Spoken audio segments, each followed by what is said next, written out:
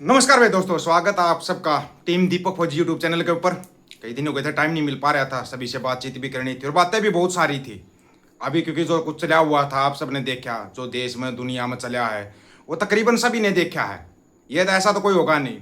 अच्छा, वीडियो बना दो, बीजेपी पे वीडियो क्यों बनाया, कांग्रेस पे क्यों बनाया, फलाने पे क्यों बनाया, ढिमकाने पे क्यों बनाया, क्यों भाई? तुम लोग बताओगे अब किस पे वीडियो बनाना है, किस पे नहीं बनाना है। बड़ी अजीब परिस्थिति हो रखी है लोगों की। मानसिकता ना, मानसिकता गिर चुकी है, बिल्कुल लो लेवल से भी नीचे जा चुकी मानसिकता। आज इनकी मानसिकता का ही बताते हैं आपको। अभी पंजाब में एक उपचुनाव होना है, पंजाब के अंदर एक उपचुनाव होना है। कितने सिंह सरदार खड़े हैं? कौन सी पार्टी ने सरदारों को टिकट दिया है, बताना एक बार।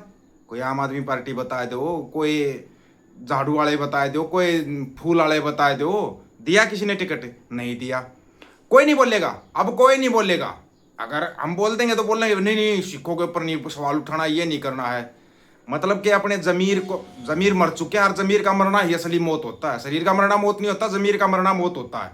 और वो जमीर मार चुके हैं लोग, इस हद तक मार चुके हैं। अगर एक भाई अच्छा काम कर रहा होगा ना, दूसरा टांग पकड़ के खींचेगा, सारा नहीं लगाएगा उसको। रे भाई सारा लगा देते हैं, अपना ही भाई है ना। हरियाणा की तो हालत बद से बदतर हो चुकी है। हरियाणा का तो आप जिक्र ही मत करना। हरियाणा में तो ना एक ऐसा कॉन्सेप्ट डाल दिया गया है, सबसे ज्यादा तो ना ये क्या है, लाडू गोपाल क्या है ये। फिर गणेश, गणेश का महाराष्ट्र में तो हम देखते थे होता था, लेकिन वो अब यहाँ पर भी विसर्जन और फलाना और ढिमकाना करना शुरू कर दिया। नदियों में जाकर देखो कितनी गंदगी मचा रखी, नरी पत्थर की मूर्तियां बांधते हैं, वो करते हैं। पहले नहाते थे नदियों के अंदर, अब नहाने के लायक भी नदियां नहीं बची। पता नहीं कब पत्थर लग जाएगा पैर में। ऐसी हालत बना रखी है। ये लोगों की मानसिकता कब हुई? 2014 के बाद मानसिकता में गिरावट आती चली गई, बुरे तरीके से गिरावट आती चली गई। कुछ टीवी की मेहरबानी, मतलब कि 60% टीवी की मेहरबानी और 40% एक पार्टी विशेष है उसकी मेहरबानी है ये, जिस मेहरबानी से लोगों की मानसिकता गिर चुकी है, लिमिट से ज्यादा गिर चुकी है। पहले अगर कोई खेल लोग या किसी कोई भी सामाजिक कार्य होता था, सब एक दूसरे की मदद करते थे। आज कोई मदद नहीं करेगा, बस इंतजार करते हैं, ठीक है जेल में चला जाएगा तो अच्छी बात है। क्यों बोलता था, क्यों वो करता था? खुद बोलेंगे नहीं, दूसरा बोलेगा, उसका साथ नहीं देना, उसकी टांग खींचनी है पकड़ के, टांग खींचेंगे। हमने चीजें हमारे ऊपर बीती हुई है। जब ये देशद्रोह के ये केस लगे थे ना, तब बहुत कुछ देखा था, बहुत से लोगों के असली चेहरे सामने आए थे। इसलिए ना इन दुनियादारी से हम दूर हो लिए कि कोई फायदा तो है नहीं। ये जितने भी, चाहे को मजदूर नेता, को किसान नेता, को फलाना नेता, को ढिमकाना नेता, ये नेता ना सारे के सारे पैसे बनाने के हैं और कुछ नहीं। ये अपना घर भर लेते हैं, तुम कहीं जाओ, इनको कोई मतलब नहीं है। अब जबरदस्ती पंजाब के अंदर जमीनों पर कब्जा किया जा रहा है। कितने किसान नेता वहां पहुंचे? अभी तुम वहां पर मंच लगा लो, भाषण देने के लिए आ जाएंगे, चंदा लेने के लिए आ जाएंगे, और ऐसे ऐसे आ जाएंगे तो पगों में सिर फंसा रहे हैं। मतलब गिरे हुए से भी ज्यादा गिरे हुए लोग वहां पर पहुंच जाएंगे वहां पर, फिर वो नेता बन जाएंगे। ये हालात हैं देश के। हरियाणा में कोई काम हो जाए नहीं करेंगे, चंदा दे दो इनको, चंदा दे दो, फिर तो काम कर देंगे, ये आपका आपके लिए खड़े भी हो जाएंगे। ये मत समझना मैं बात सिर्फ हरियाणा और पंजाब की कर रहा हूँ। कहीं भी चले जाओ, आप यूपी में चले जाओ, राजस्थान में चले जाओ, कहीं भी चले जाओ, गिरावट इस टाइप की आ चुकी नेताओं के अंदर। कब समझोगे, कब जागोगे, समझ में नहीं आ रहा आपको। लोगों को बताते बताते इतने साल हो गए, फिर भी समझ में नहीं आ रही है। घूम फिर कर जाना आप लोगों को वहीं पे है, वहीं पर जाना है। पंजाब के अंदर सरकार किसकी है तो सीट भी वही निकालने की सोचेगा। झाड़ू वाला, काम पूछो झाड़ू वाले से, नीलबट्टे सन्नाटा जीरो, कोई काम नहीं। यहाँ पूछ लो, हरियाणा में पूछ लो, तीसरी बार बनी है बीजेपी की सरकार। पहले दो टर्नओवर में क्या किया था जो अब तीसरे में कर देंगे ये? पहले दो में कुछ किया क्या? कुछ नहीं किया, तो तीसरे में क्या करेंगे ये? तीसरे में भी कुछ नहीं करेंगे। कहीं सोच रहे आप ये तीसरे में बहुत बड़ी छान उठा देंगे? नहीं उठाएंगे।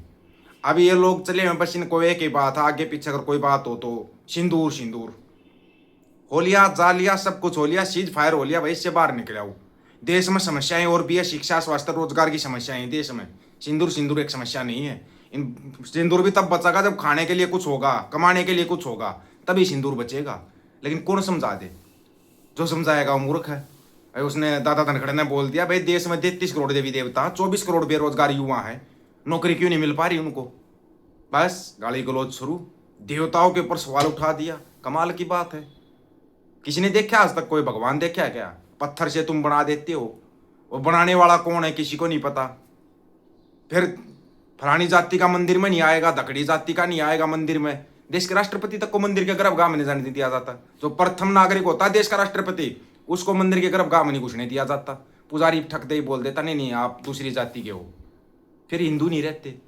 समस्या है ना, फिर वो हिंदू नहीं रहते। सबसे ज्यादा बेड़ा गर्क है ना ये जातिवाद का, ये धर्मवाद के अंदर इस देश का बेड़ा गर्क हो रखा है। इस देश का बेड़ा पार हो सकता है। आपको पता, मैं एक चीज का जिक्र करता था, खालसा राज का। क्यों जिक्र करता हूं उसका, कभी किसी ने समझा है? एक खालसाई सिक्का $33 में आता था, $33 में, और आज ₹87 में $1 आता है। तो अंदाजा लगाओ पावरफुल कौन था? खालसाई सिक्का पावरफुल था या ये करेंसी पावरफुल है?